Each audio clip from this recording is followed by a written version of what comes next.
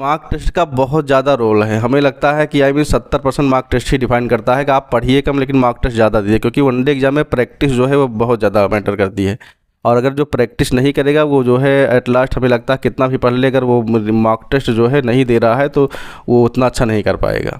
Mark test देने का मतलब है मार्क टेस्ट दीजिए, उसके बाद जो क्वेश्चंस आपके गलत हुए हैं, क्यों गलत हुए, उस पर उसका पोस्टमार्टम करना चाहिए, फिर अगला मार्क टेस्ट दे तो उससे ज़्यादा बेनिफिट होता है। रूटीन केवल ये सेट किया था कि मुझे जो है जैसे इवनिंग सेकेंड हाफ में, दिन के सेकेंड हाफ में मुझे टेस्ट पेपर करना है और फर्स्ट हाफ में पढ़ना है। और फर्स्ट हाफ तो वो मान लो किसी कारण से नहीं हुआ, लेकिन सेकेंड हाफ में टेस्ट पेपर ज़रूर करते थे, खासकर मैथ रीजनिंग का टेस्ट ज़रूर देते थे सर। और उसके बाद जब प्री क्लियर हुआ, मेंस क्लियर हुआ, उसके बाद साइको के लिए फर्स्ट हाफ और सेकेंड दोनों हाफ में टेस्ट ही। ग्रुप स्टडी अगर किया जाए तो बहुत बड़ा रोल है। जैसे जीएस पे जो है करंट अफेयर्स पे डिस्कशन करें उस पर, तो उससे जो है ये चीज़ें याद होती हैं, जल्दी कवर चीज़ें होती हैं। तो ग्रुप डिस्कशन अच्छी बात है, हम लोग करते थे, उसका फ़ायदा मिलता था, लेकिन बच्चे मिलते नहीं थे। पता लगा ग्रुप स्टडी का प्लान बना रहे हैं तो किसी को घर जाना है, किसी को जाना है, इसलिए सेल्फ जो है अपना रूम में जो स्टडी करेंगे वो ज़्यादा बेटर करेगा। और ग्रुप स्टडी का भी रोल रहता है। 5 घंटे पढ़ रहे हैं तो 5 में से जो है लगभग 2.5 घंटे केवल मैथ रीजनिंग पे दें, और मैथ पे 2.5 घंटे में से भी 1.5 घंटे मैथ के लिए दें, क्योंकि मैथ मुख्य है। मैथ में ही अगर उनका अच्छा होगा तो भी अच्छा कर पाएंगे। और फिर यूपी ट्रिपल एससी का भी देते थे। यूपी ट्रिपल एससी में जैसे भी लेटेस्ट में लेखपाल में भी सिलेक्ट हो गया था, बट लेखपाल जो है लोअर ग्रेड की थी, इसलिए उसको छोड़ देना पड़ा यहाँ। नमस्कार दोस्तों, आप सभी का डोमिनेंट कमेडियन में स्वागत है। दोस्तों आज के वीडियो में हमारे साथ है सुधीर जी, जिनका सिलेक्शन स्टेशन मास्टर में हुआ है 2019 वाले पोस्ट में। तो चलिए जानते हैं इनसे इनकी स्ट्रेटेजी के बारे में, क्योंकि एक सिलेक्टेड कैंडिडेट से जानना आपके लिए काफ़ी फायदेमंद होगा। और जो भी बच्चे रेलवे की तैयारी कर रहे हैं वो वीडियो को बिना स्किप किए अंत तक देखिएगा। तो चलिए जानते हैं सुधीर जी से। सुधीर जी, सबसे पहले अपने बारे में। मेरा नाम सुधीर यादव है, हम अयोध्या यूपी से बिलोंग करते हैं और स्टेशन मास्टर पर सेलेक्ट हुए हैं। यहाँ इस समय धनबाद होली में ट्रेनिंग कर रहे हैं। दोस्तों अगर आप लोग रेलवे की तैयारी कर रहे हैं तो रेलवे के लिए मैथमेटिक्स की आप लोग किरण पब्लिकेशन की बुक ले सकते हैं। इसमें लगभग 10,000 प्रीवियस क्वेश्चन दिए गए हैं और चैप्टर वाइज दिए गए हैं। और रीजनिंग की बात करें तो रीजनिंग की भी आप लोग का किरण पब्लिकेशन का बुक है, जो कि ये देख रहे हैं आप लोग वीडियो में, और ये भी आप लोग परचेज कर सकते हैं। ये भी अच्छी बुक है बहुत, इसमें भी लगभग 9,000 प्रीवियस ईयर दिए गए। और अगर आप लोग रेलवे के लिए जीके जीएस की लेना चाहते हैं तो उसमें भी किरण पब्लिकेशन का दिया गया है, ये वाला बुक आप लोग देख रहे हैं। और इसमें आप लोग का 1 लाइनर दिया हुआ है और अच्छे से टॉपिक वाइज दिया गया है। और एनटीपीसी की बात करें तो एनटीपीसी का ये क्वेश्चन बैंक आप लोग देख रहे हैं यहाँ पे, और ये भी आप लोग परचेज करते हैं, ये भी अच्छी। आपने रेलवे क्यों चुना, मतलब उसका और भी कोई चीज़ें का तैयारी कर रहा था? हाँ, वनडे एग्ज़ाम सारे दे रहे थे, पीसीएस भी दे रहे थे। वनडे में जैसे एसएससी और बैंक, रेलवे, ज़्यादा रेलवे पे फोकस था, रेलवे में आना चाहता था।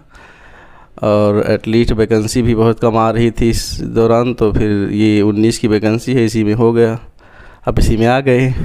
फैमिली बैकग्राउंड के बारे में बताइए अपना।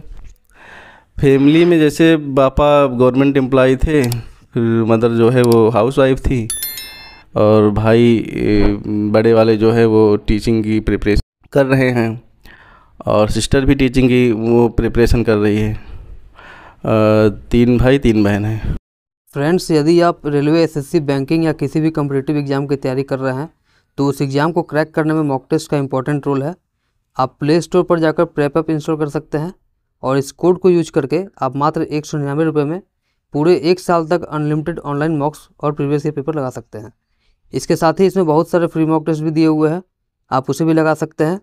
इसका लिंक मैं आपको डिस्क्रिप्शन और कमेंट बॉक्स में दे दूँगा, तो आप इसे इंस्टॉल ज़रूर कर लें। आपने रेलवे की तैयारी ऑफलाइन की थी या ऑनलाइन? ऑफलाइन ऑनलाइन दोनों किए थे। ऑफलाइन में जो है खुद जो है हम टीचिंग करते थे, मैथ पढ़ाते थे, और ऑनलाइन जो है इसमें साइको के लिए मैंने ऑनलाइन किया था।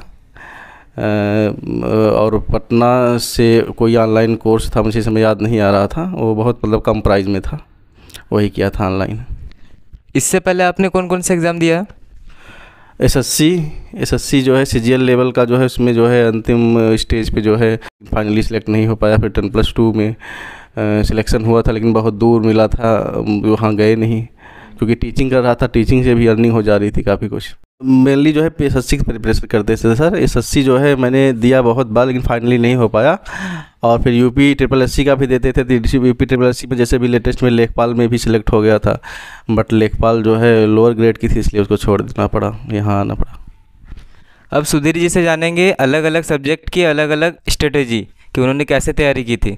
सबसे पहले मैथ के बारे में बताइए, मैथ आपने कहाँ से पढ़ा था?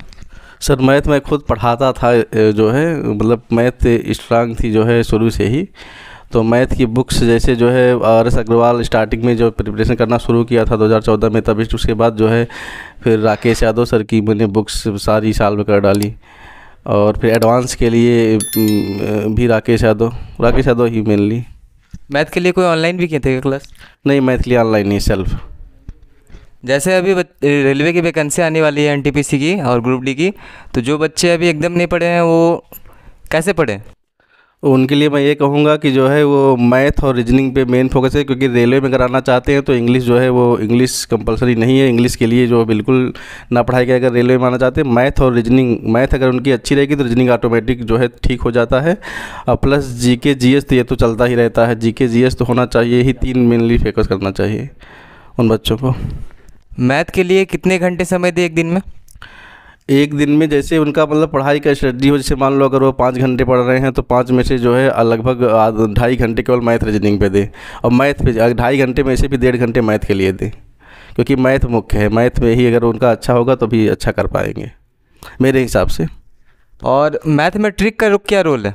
ट्रिक ज़रूरी है कि नहीं? सर मैथ में जो है ट्रिक, अगर बेसिक कॉन्सेप्ट नहीं क्लियर रहेगा तो मेरी समझ से ट्रिक काम नहीं करती, एग्ज़ाम टाइम पे भूल जाती है। मेनली जो है बेसिक कंप्लीट उनका होना चाहिए। हाँ, ट्रिक भी जो है वो टाइम शॉर्ट करने के लिए, मतलब टाइम कम समय लगे उसके लिए ट्रिक भी अप्लाई होता है, लेकिन जिनका बेसिक अच्छा रहता है वही ट्रिक अप्लाई कर पाते हैं मेरी समझ से। अब रीजनिंग के बारे में बताइए, रीजनिंग आपने कहाँ से पढ़ा? रीजनिंग भी सेल्फ मैंने बुक्स से, मार्केट में जो बुक अवेलेबल है वही बुक पढ़ा था, और फ्री का जो यूट्यूब पे फ्री का करवाते हैं बहुत कोचिंग वाले, उनकी जो है जैसे उनका भी क्लासेस करते रहते थे। रीजनिंग में क्या फुल मार्क्स ला सकता है? हाँ, रीजनिंग में फुल मार्क आ सकते हैं सर। मैथ में और रीजनिंग में ऐसा दोनों सब्जेक्ट है जिसमें फुल मार्क आ सकते हैं, जिसमें मैथ ज़्यादा ईजी मुझे लगता है, क्योंकि मैं मैथ बैकग्राउंड से हूँ सर, तो इसलिए जो है मैथ मुझे इजी लगता है। रीजनिंग में नंबर लाना आसान है, लेकिन मैथ में लाना आसान है। रीजनिंग में कितना समय दे कम से कम? मिनिमम जो है डेली अगर जो प्रिपरेशन कर रहा है सीरियसली, मिनिमम 1 घंटे रीजनिंग पे देना चाहिए रोज़। और बाकी मतलब टेस्ट मानना चाहिए रीजनिंग के लिए? हाँ, प्रैक्टिस टेस्ट जो है वो कंपलसरी है। मैथ रीजनिंग की तो कंपलसरी है, डेली बेसिस पे प्रैक्टिस होनी चाहिए उनकी। GS के बारे में बताइए, GS आपने कहाँ से पढ़ा था?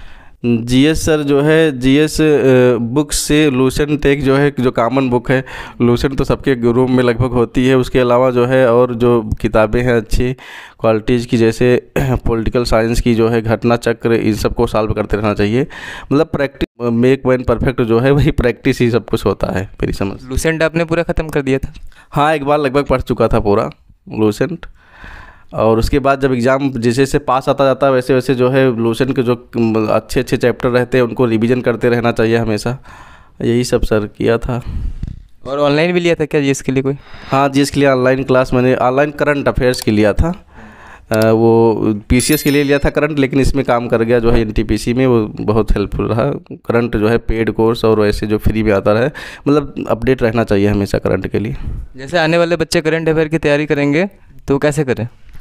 वो पहली बार डेली बेसिस पे एक पत्रिका लेना शुरू कर दें, कोई भी जो है, जो मंथली आती है या जो है हाफ ईयरली आती है, पत्रिका लेते रहें। प्लस फिर उसके बाद यूट्यूब भी हेल्प करता है काफ़ी कुछ। मैं यूट्यूब को बिल्कुल इग्नोर नहीं करूँगा, यूट्यूब से भी बहुत कुछ हेल्प मिलता है, लेकिन पत्रिका रहना ऑफलाइन ज़रूरी होता है। न्यूज़पेपर का कुछ रोल है? हाँ, बहुत रोल है सर। न्यूज़पेपर जो है डेली देखते रहना चाहिए। होता क्या है, जनरली लड़के जो है केवल गेम, वही क्रिकेट वर्ल्ड कप जो आता है वही कुल देखते रहते हैं, बाकी जो मेन पॉइंट है उसको छोड़ देते हैं। ऐसा नहीं करना चाहिए। उसमें जो आर्थिकी आता है उसको देखते रहना चाहिए। हेडलाइंस जो है वही जाके करंट अफेयर्स बनती है, उस पर जो है कुछ समय देना चाहिए, हमें लगता है इवन आधा घंटा समय देना चाहिए उस पर। अब साइंस के बारे में बताइए, क्योंकि साइंस भी पूछा जाता है, तो साइंस में कैसे पढ़े हो? रेलवे में सर मैंने साइंस के लिए जो है एक स्पीडी की बुक आती है, विज्ञान ओनली विज्ञान की, तो उसको लिया था। बाकी जो है साइंस बैकग्राउंड से था, तो साइंस काफ़ी कुल हेल्प किया जो है साइंस बैकग्राउंड से मैंने। तो मेनली जो है लूसेंट में भी साइंस है, तो हमें लगता है रेलवे में साइंस का कुछ ज़्यादा रोल रहता है। साइंस आप पढ़ना चाहिए ज़्यादा। GS अगर पर्टिकुलर 1-2 घंटा जितना समय डिफाइंड किए है उसमें से हाफ जो है साइंस को देना चाहिए। और NCERT की बुक साइंस के लिए? NCERT सर जैसे बेस के लिए तो कंपलसरी है, मतलब बेस के लिए NCERT होनी चाहिए, लेकिन NCERT क्या होता है कि जब एग्ज़ाम पास आते हैं तो NCERT में चीज़ें NCERT पढ़ने के लिए टाइम चाहिए। उसके लिए जो है जैसे सिविल विल जो तैयारी कर रहा है उसके लिए, जैसे रेलवे के लिए NCERT मैंने तो सर नहीं पढ़ा था ज़्यादा। आपने बेसिकली लूसेंट से किया था पूरा। हाँ लूसेंट। मॉक टेस्ट आपने कहाँ से दिया था? मॉक टेस्ट सर जो है जो मॉक टेस्ट में ऑनलाइन लिया था जो है, एक टेक्स्ट बुक और गेटअप का जो आता है, मैंने टेक्स्ट बुक का भी ले रखा था 1 ईयर का, तो उससे डेली बेसिस पे टेस्ट देता था। उसमें क्या होता है, जो एग्ज़ाम आने वाला होता है उसी का टेस्ट पेपर शुरू हो जाता है, तो उसको भी डेली देता था। टेक्स्ट बुक मतलब मॉक टेस्ट का आपका क्या रोल है एग्ज़ाम के लिए? क्योंकि बहुत सारे बच्चे मॉक टेस्ट नहीं देते, सिर्फ तैयारी करते रहते हैं। तो मॉक टेस्ट का क्या रोल है एग्ज़ाम? तो मार्क टेस्ट का बहुत ज़्यादा रोल है। हमें लगता है कि 70% मार्क टेस्ट ही डिफाइन करता है कि आप पढ़िए कम लेकिन मार्क टेस्ट ज़्यादा दीजिए, क्योंकि वनडे एग्जाम में प्रैक्टिस जो है वो बहुत ज़्यादा मैटर करती है। और अगर जो प्रैक्टिस नहीं करेगा वो जो है एट लास्ट हमें लगता है कितना भी पढ़ ले, अगर वो मार्क टेस्ट जो है नहीं दे रहा है तो वो उतना अच्छा नहीं कर पाएगा। इससे हम लोग क्या था, पढ़ता अगर जैसे डेली बेसिस पे जो रूटीन बनाए पढ़ना छूट जाता, लेकिन मार्क टेस्ट ज़रूर देते थे, क्योंकि मार्क टेस्ट से जो ही काफ़ी हेल्प मिलता है। मैथ रीजनिंग केवल मार्क टेस्ट पे हमें लगता है डिपेंड करती है ज़्यादा। और जैसे बहुत सारे बच्चे मॉक टेस्ट अगर देते हैं तो उसका एनालिसिस नहीं करते हैं, जो कि वो कैसा उसको उसमें जो अगर मार्क टेस्ट दे के ना मत करो पीछे हमने कैसा हुआ, तो फिर आगे वाले मार्क टेस्ट में इंप्रूव नहीं कर पाएंगे वो। तब फिर मार्क टेस्ट देने का मतलब हमें लगता है कुछ नहीं है। मार्क टेस्ट देने का मतलब है मार्क टेस्ट दीजिए, उसके बाद जो क्वेश्चंस आपके गलत हुए हैं, क्यों गलत हुए, उस पर उसका पोस्टमार्टम करना चाहिए, फिर अगला मार्क टेस्ट दे तो उससे ज़्यादा बेनिफिट होता है। उसमें टाइम मैनेजमेंट भी कुछ सही होता है? हाँ टाइम मैनेजमेंट मतलब से मार्क टेस्ट जितना टाइम सेट करके जितना समय में एग्ज़ाम जो रेलवे ले रहा है, जिस भी उसका मार्क टेस्ट दे रहे हैं, तो विद इन टाइम हो और प्रयास करें टाइम से पहले हो। उसके बाद जो मार्क टेस्ट देने के बाद जो है हर वो क्वेश्चन जो गलत हुआ है उस पर एक पर्टिकुलर टाइम डिसाइड करें, हमें इतने समय में इतने को सॉल्व करना है। आपने कोई रूटीन सेट किया था क्या एग्ज़ाम के लिए? रूटीन से पढ़ते थे क्या? जैसे रूटीन केवल ये सेट किया था कि मुझे जो है जैसे इवनिंग सेकेंड हाफ में, दिन के सेकेंड हाफ में मुझे टेस्ट पेपर करना है और फर्स्ट हाफ में पढ़ना है। और फर्स्ट हाफ तो वो मान लो किसी कारण से नहीं हुआ, लेकिन सेकेंड हाफ में टेस्ट पेपर ज़रूर कर देते, खासकर मैथ रीजनिंग का टेस्ट ज़रूर देते थे सर। और उसके बाद जब प्री क्लियर हुआ, मेंस क्लियर हुआ, उसके बाद साइको के लिए फर्स्ट हाफ और सेकेंड दोनों हाफ में टेस्ट साइको का टेस्ट मार्क टेस्ट ही सर। बहुत सारे बच्चों का साइको में कन्फ्यूजन रहता है, साइको के बारे में बताइए कैसे वो क्लियर करें? साइको में कन्फ्यूजन हमारा भी रहता था, लोग ये डरवाते थे कि फेल हो जाएंगे, मतलब साइको ही सब कुछ है, लेकिन ऐसा कुछ भी नहीं है। साइको में जो 5 टाइप के क्वेश्चन आते हैं वो जनरली जो है बुक्स आती हैं उसकी, और प्लस जो है गाइड भी हमने लिया था सीनियर से जो है, तो उसमें साइको में डर लगता है लेकिन होता कुछ नहीं है। वो जैसे रीजनिंग समझिए उसको, जैसे रीजनिंग में जो रोल होता है रीजनिंग का तार्किक बुद्धि, वैसे उसमें लगता है साइको क्लियर हो जाता है आराम से। जैसे अभी बच्चे तैयारी कर रहे हैं रेलवे की, जो आने वाली वैकेंसी है, आपने सुना होगा आने वाली है कोई वैकेंसी?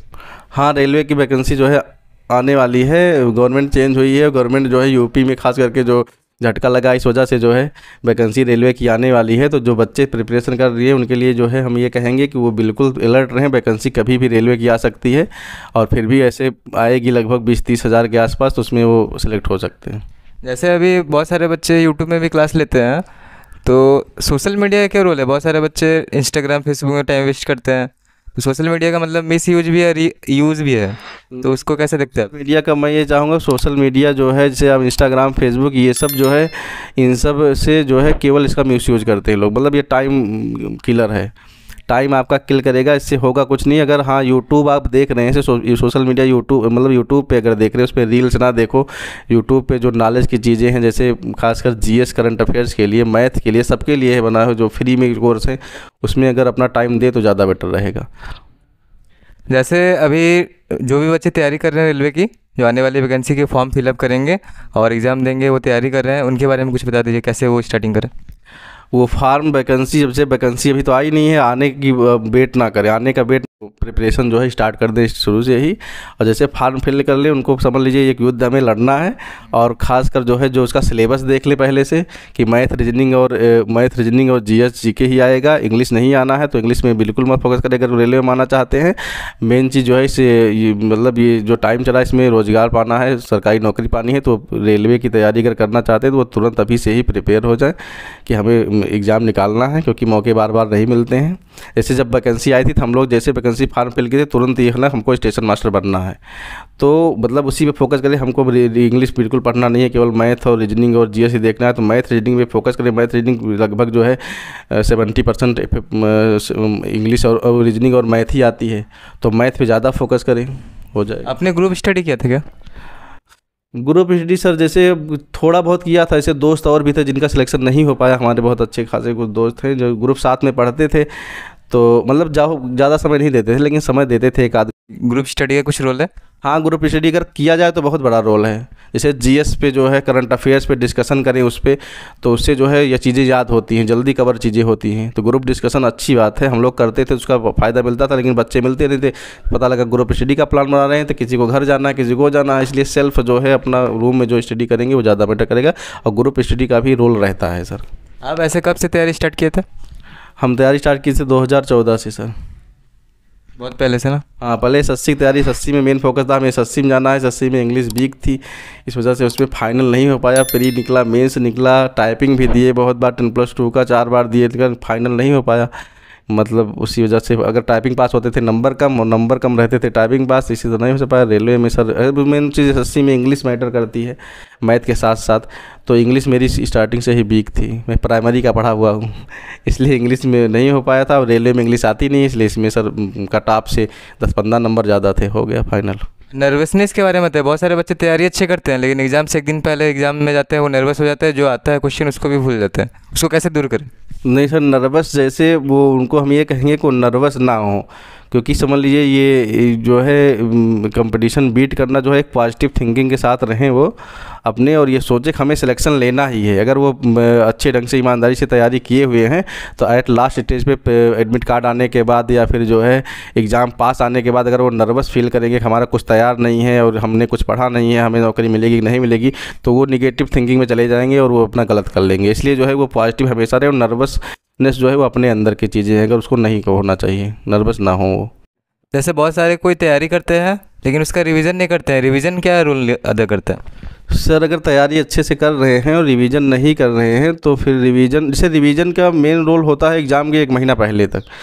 ऐसे पास में उनका एग्ज़ाम, ये डेट आ गई है, 1 महीना हमारा एग्ज़ाम रह गया, तो उस पर ज़्यादा से ज़्यादा समय वो रिवीजन पे, तो अब नई चीज़ों को नहीं पढ़ना चाहिए मेरे हिसाब से। और मैथ की, रीजनिंग की और जीएस की जो चीज़ें हैं जो ऑलरेडी पढ़ चुके हैं, वो जिनका कॉन्सेप्ट क्लियर है, वो रिवीजन पे ज़्यादा समय दें। मतलब 70% चीज़ें रिवीजन करें, फिर 30% चीज़ें नहीं पढ़ें, यानी कि रिवीजन का रोल होता है। जैसे आप जहाँ से हैं वहाँ पे क्या और भी लोगों का पहले सिलेक्शन हुआ, किन्हीं को देख के आप रेलवे में आना चाहें, या फिर कहाँ से इंस्पिरेशन मिला? नहीं सर, हमसे पहले तो जैसे वैकेंसी 2016 में एक बार आई थी, तो उसमें जो है 2-3 लोग सिलेक्ट हुए थे हमारी कोचिंग से, तो उनसे जो है थोड़ा जैसे वो स्टेशन मास्टर थे एक लोग, और 2-3 लोग गार्ड और लोको पायलट में सिलेक्ट हुए थे। तो अच्छा खासा जो है इनकम आ रही थी, उन लोगों को देख के उनका लिविंग स्टैंडर्ड बढ़ रहा था, तो जो है ये था कि नौकरी सरकारी में करनी है। अब सर रेलवे में करनी है कि एसएससी में करनी है, मेन फोकस मेरा एसएससी था, लेकिन रेलवे जो है, रेलवे के लिए मैं डिजर्व करता था, क्योंकि मुझे रीजनिंग इंग्लिश आती नहीं थी, मैथ और रीजनिंग ही मेरी अच्छी थी।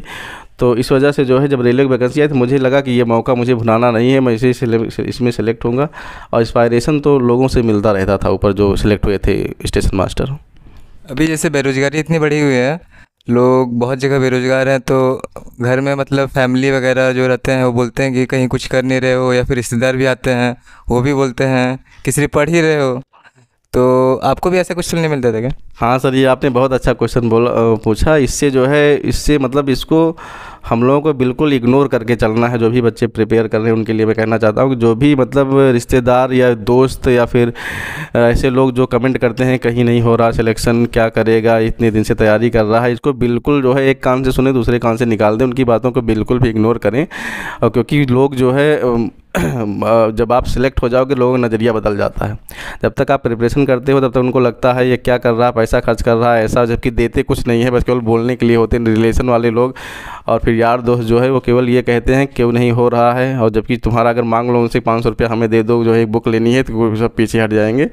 तो उन सब लोगों को एकदम एक कान से सुनो दूसरे कान से निकाल दो, मतलब बिल्कुल उनकी बातों को इग्नोर करो और अपने सेल्फ कॉन्फिडेंस पे रहो। हमें सिलेक्शन लेना है, हम लेके, और जैसे ही आपका सिलेक्शन होगा तुरंत लोगों का नज़रिया बदल जाएगा, लोगों के फ़ोन आने लगेंगे, जिनका फ़ोन कभी नहीं आता था उनका भी फ़ोन आने लगा, नात रिश्तेदार जो है सब पूरी तरह से खुश हो जाएंगे, सब चाहेंगे जो है मेरे टच में वो आ जाए ऐसा। तो इन सब बातों से बिल्कुल प्रभावित नहीं होना चाहिए, और सिलेक्शन के बाद लोगों का नज़रिया बदल जाता है। जैसे आप सभी के लिए आप अपने सेलेक्ट किया, एग्ज़ाम क्वालिफाई किया, तो आप सभी के लिए इंस्पिरेशन है। तो जैसे आप अभी जाते हैं जहाँ से आप हैं, तो वहाँ पे कैसा माहौल है? आपको देखते होंगे लोग तो इंस्पायर तो होते होंगे। हाँ सर, बहुत मतलब बहुत लोग, एक इज्जत जो है, जैसे पहले नौकरी नहीं मिली थी तब और अब में बहुत अंतर आ गया। लोग मतलब बहुत जो है रिस्पेक्ट से जो है बुलाते हैं, बैठाते हैं घर में, और लोगों को ये लगता है, आसपास वालों को देखो कितनी अच्छी एक क्लास की सर्विस पा गया, स्टेशन मास्टर है, मतलब एक प्रकार से भौकाल जिसे कहते हैं वो बन गया है अच्छा खासा। अभी आप खुश है ना? हाँ बिल्कुल सर, नौकरी से खुश हैं। तो सुधीर जी, आपका बहुत बहुत धन्यवाद हमारे चैनल में टाइम देने के लिए और कीमती समय देने के लिए बहुत बहुत आपका धन्यवाद। ठीक है sir, thank you so much आने के लिए यहाँ पे। और जो भी इस चैनल पे न्यू है, चैनल को सब्सक्राइब कर दे और बेल आइकन को प्रेस कर दे, ताकि आप लोगों को इसी तरह की बेहतरीन वीडियो मिलती रहेंगी, क्योंकि एक सेलेक्टेड कैंडिडेट से जानना आप लोगों के लिए काफ़ी फ़ायदेमंद होगा।